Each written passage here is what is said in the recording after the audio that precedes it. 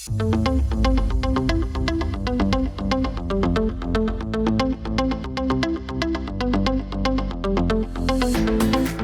ben Sanne, ik ben 18 jaar, ik ben hier raad.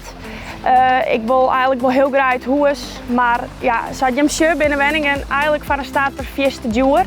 Het is heel moeilijk om te starten en ja, ik wil eigenlijk wel heel graag een raad blijven, maar er ben gewoon weinig tot geen huizen en wat wij net betalen kunnen.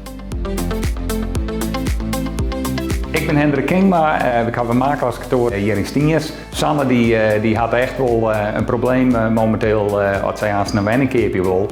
Want het aanbod is gewoon toch wel redelijk krap. Eén oorzaak is, er wordt te weinig bijgebouwd.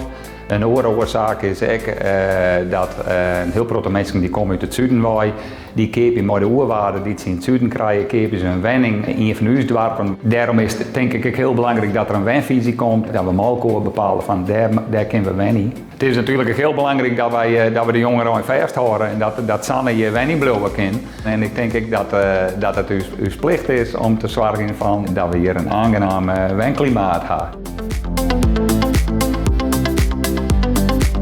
Ben je in Noord-Eerst-Friesland? Waar wil dat nou net?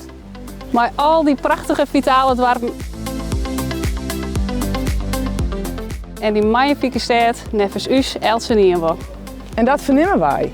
Krapte op de wenningmerk. Jonge Rijn die net in het dorp Wenjen blijven kan dat jij opgroeid binnen. Huisprijzen die ten hemels krijend zijn. Met toch starters boeten de boot vallen. En ook oud Rijn, waar geen passend aanbod voor is. Daarom vindt de FNP het wichtig dat er inzet wordt op een passend wenteaanbod voor Elsenien.